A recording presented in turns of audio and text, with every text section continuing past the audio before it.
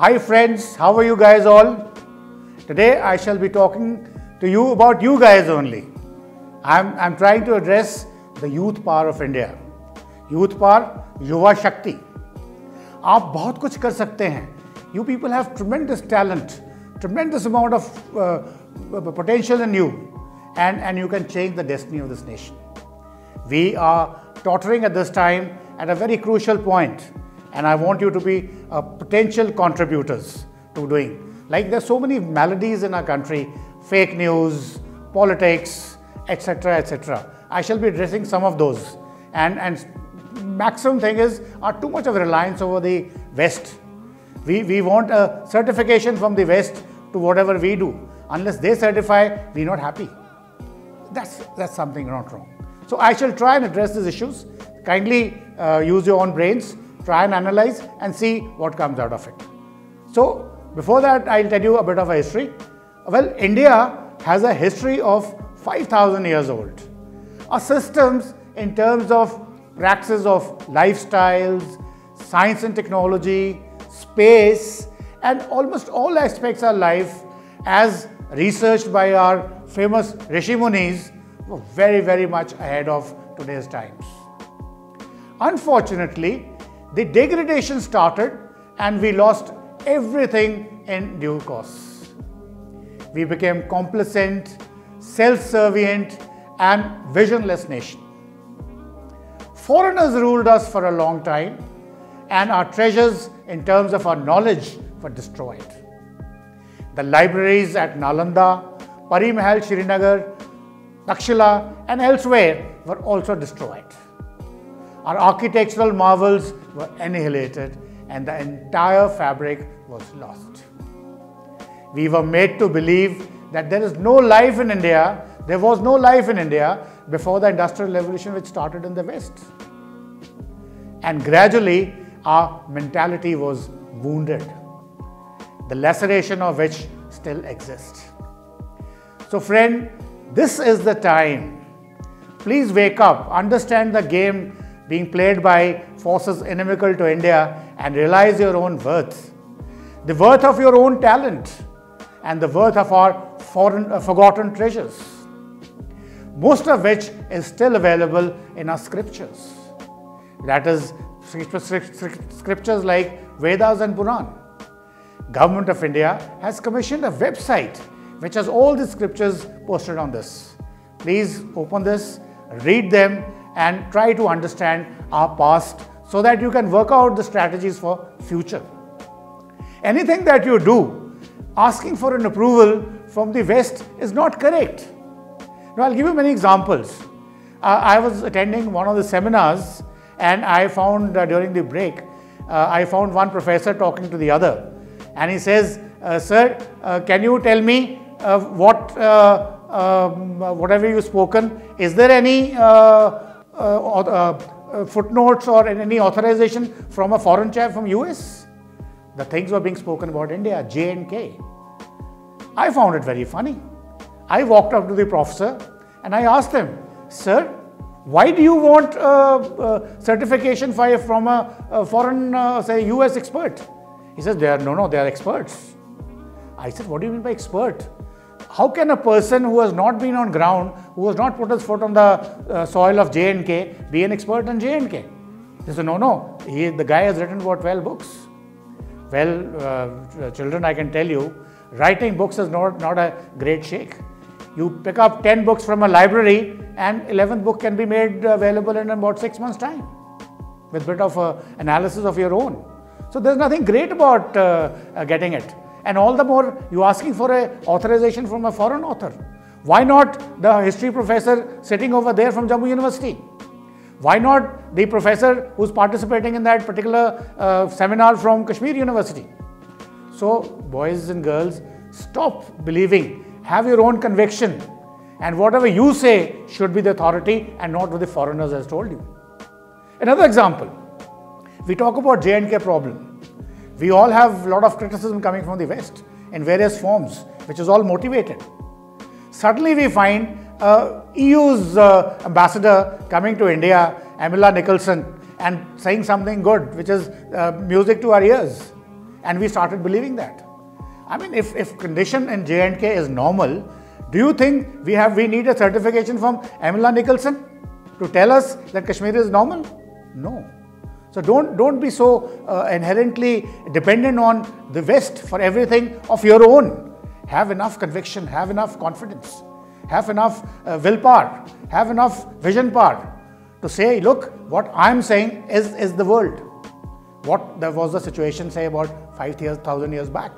Now coming on to that, there is a strong criticism. You talk to somebody in UK, US or in Europe, they say, oh, what about India? This is, oh, it's a land of snake charmers.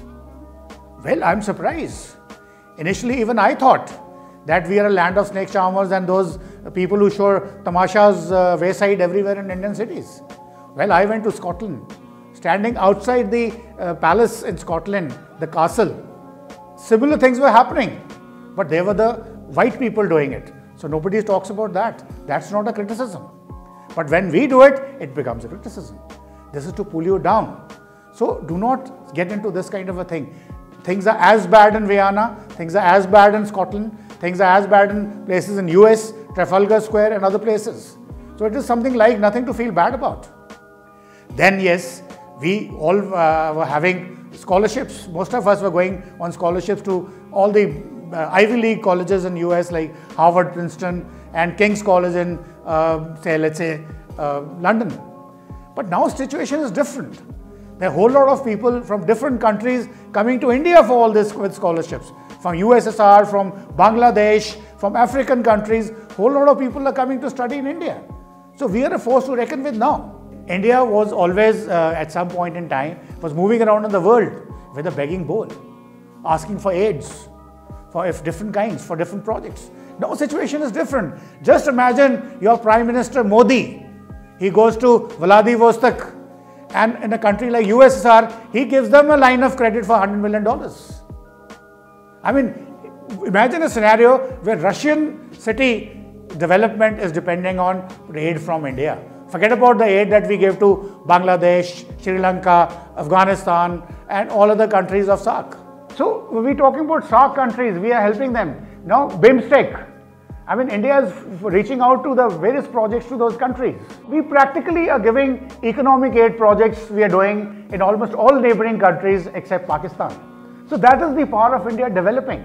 We also having a reach to African countries, especially the East African countries. We're trying to help them in a big way, like countries like Kenya, Nigeria, etc. Just imagine what happened in this present crisis of corona leaks. India is taking the lead in the SAARC countries for effective fight against coronas. We are the leader. We are the first one to contribute $10 million for a fund which is being used to fight corona in SAARC region. And not only that, we were the ones to evacuate people from Nepal, Bangladesh, Sri Lanka, Maldives. These nationals who were stuck in various cities in China, in Italy and other places, we evacuating them also. So this is what is the leadership role India is evolving now. Well, look at back home. Who says we are not great event managers? Think about our Kumbh Ka Mela, which is supposed to be a very unstylish kind of a event. My dear sirs, please understand, Kumbh Ka Mela was for 30 days, which had 1 million visitors every day. Not a single mishap. No breakdown of any communication, no breakdown of any project. So that is the power Indians possess. We have that managing capability. And look at our MNCs now. We employing foreigners. Our companies like Tata's, our companies like Reliance, Heroes, they are going overseas and opening up plants over there. So that is the power India is developing gradually in this pipe. Try and understand that we are getting a lost glory back. So that should give you a lot of confidence. And you should be part of this game, try to contribute to it and in a big way. Now I'll tell you what are the fallacies going around. How the Western press tries to sort of belittle us. I'll just give you an example. You must have heard about the launch.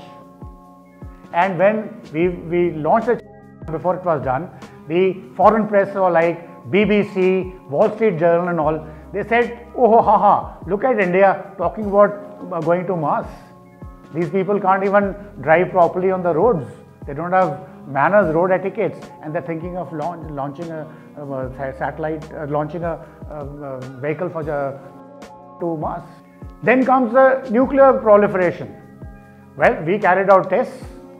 Western press, what expression do they use? They said India should be taught the responsible behavior, as though we don't know what responsibility is. We believe in Vasudhaiva Kutumbakam. We believe in plurality. We believe in happiness for everyone. So if we gone nuclear to have more stability against our neighbors, have more stability, balance in the world, then what's wrong with it here? But how can press use those belittling words for us? And look at the various events in the country. Delhi riots, how are they being projected? Like incident like Charar-e-Sharif, the footage from Chechnya was picked up and used over there. So all this is done by foreign press like Wall Street Journal, New York Times, Guardian, BBC, and above all, the father of everybody, the damn Al Jazeera. Why should you listen to them and believe them? Why should you need their certification? You want to write an article, why do you look for a space in these particular journals? Why not sponsor your own guys, your own journalists, your own journals, your own channels? Now look at the foreign, besides the foreign press, look at the foreign think tanks. Michael Kugelman, who was from Wilson International Center, Washington DC, was being interviewed in India. And he's the one who writes, who tweets every day saying that Muslims are being tortured in India, they have no freedom at all. When he was being interviewed in Indian channel, he was asked about Citizen Amendment Act. Let me show you, he had no clue as to what the act is all about, which is very strange. So why do you believe these motivated guys from foreign press? They are doing their work on somebody's behest, probably being paid. We don't know. But definitely they are denting the reputation of India in an incorrect manner. So you should be wary of this. So foreign think tanks as well as foreign media, just don't worry about it all.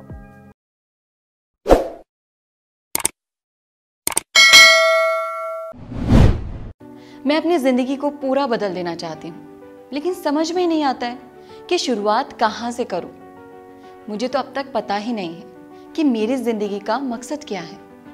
Doctor, engineer या CA, बस यही option दिए गए हैं, लेकिन मेरा इसमें कोई इंटरेस्ट ही नहीं है। अच्छे फ्यूचर के लिए कौन सा कैरियर सेलेक्ट करूँ मैं? मुझे पता सब कुछ है, आता सब कुछ है, लेकिन सबके सामने बोल नहीं पाती, कॉन्फिडेंस ही नहीं आता। अगर आपको भी लाइफ में कुछ ऐसी ही प्रॉब्लम्स हैं तो यकीन मानिए आपको चाहिए सही गाइडेंस, और आपको सही डायरेक्शन और राइट गाइडेंस देने के लिए now Brigadier Vijay Sagar Dhiman is there to guide you at Brigadier guides you. Brigadier Vijay Sagar Dhiman is a scholar warrior who has a distinction of having been awarded doctorates twice in international relations. His research is backed with his hands-on experience of having served the nation on the line of control with Pakistan. He has been a commander of insurgency grid in Kashmir, served with the United Nations, and has had multiple stints in different facets of life, including the tenets of cyberspace. As the Additional Director General of the National Cadet Corps, his passion for the motherland extended further into fortifying the youth of his country, which he pursues even today as the Vice Chancellor of a university. Today, he actively trains and channels the energies of young Indians for joining the armed forces by being an astute trainer for the Service Selection Board. His methods of training are based on 12 years of extensive research and consultations with IOs, GTOs, and psychologists from different service selection boards. His progressive, dynamic, and focused coaching methodology has seen hundreds join the armed forces. A Harrison-trained psychometric analyst, he is an expert in training and motivating youth to play by their personal strengths towards the desired career paths. He has been able to guide the so-called less than 80 marks type students to blissful careers, entrepreneurships of their choice. 12 years of experience in career counseling has propelled many young students to successfully gain admissions in universities in India and abroad. Brigadier Vijay Sagar Dhiman also arms his students with life skills with a globally approved program by the International Coaching Federation, USA, of which he is a certified and accredited coach. His practical, hands-on approach with real-life inspiring stories facilitates students to assimilate the personality traits. This enhances the IQ, intelligence quotient, the EQ, emotional quotient, the SQ, social quotient, and AQ, adversity quotient, resulting in a runaway success for any student. So what are you waiting for? Come join with Brigadier Vijay Sagar Dhiman, who is your sure bet to acme your life.